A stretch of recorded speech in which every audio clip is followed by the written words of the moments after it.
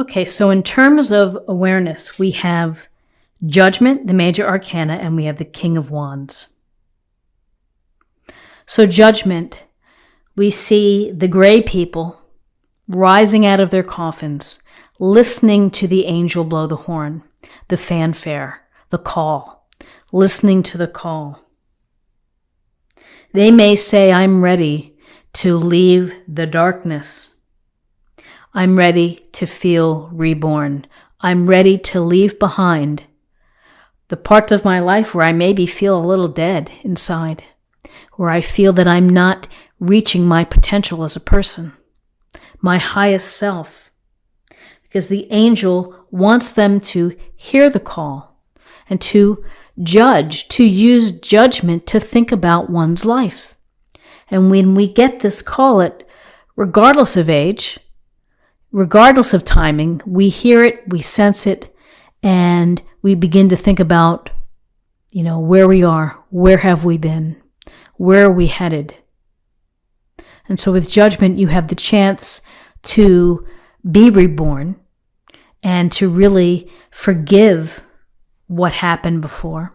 You get that ritual cleansing of being fresh and clean and ready for whatever path is going to help you reach your best self. And that's what Judgment brings. It's the judgment of our actions and our life. Judgment happens right at the end of the major arcana through our journey, as if to say, now what have you learned? Where are you? You have to answer these questions. These answers come from within. So with this call to being reborn, having a chance for transformation, for, again, restructuring, for new opportunities, new cycles. Here's the King of Wands. The absolute best in a character or an archetype who would be dynamic and someone who would take advantage of personal powers and talents and abilities, using all of them to create this very rich and fulfilling life, focused on passions, focused on excitement and enthusiasms and getting to that place. And if things don't work out, oh well, on to the next. Charisma, capable, for the most part fair. So this King of Wands could be coming in to say, act, take action, use your power, use your talents and your abilities, and network, make things happen, take the first steps. You can create a successful life by understanding yourself, understanding what you do well, and matching them together into, what you're passionate about. So follow your passions, and there's a sense here of activity, of networking here too that I see, of getting out there and meeting people. This is the type of dynamic energy when you go to a party and there's someone who just is holding court and you're just listening and you're like, wow, they're so interesting, or they're so unique, and it's very captivating. And there's no reason why you can't be captivating in your own life. And for you to make the magic by virtue of your talents, your abilities, and your passions of what you really want to do. You may have a clearer picture after you've had Judgment and the evaluation of self. So in terms of guidance, we have the youthful energy of the Page of Pentacles, and we have the Hanged Man, major arcana. So the Page of Pentacles is the desire for knowledge, the desire to work hard, be responsible, to do what it takes to get the job done, to put in my best research and effort and write my best paper and turn it in. So there's this very sincere desire to learn, to become more experienced through study, through servitude. And if I do that, then I'm going to be able to get some more of these pentacles, and I'm going to be able to carve my own path.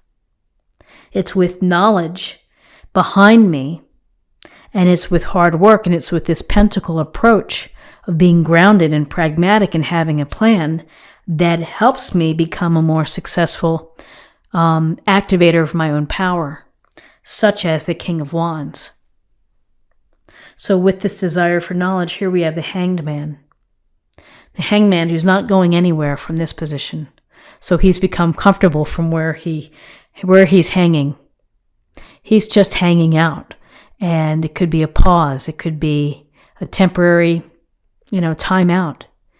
You may be holding off on making a decision this week. You may be looking at things differently because you have to. When you're upside down, you see things differently.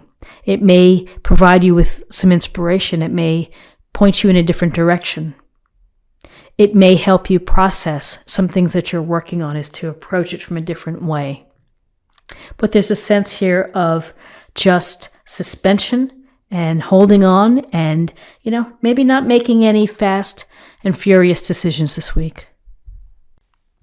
So in terms of possible outcomes, we have the Six of Cups and we have the High Priestess, Major Arcana.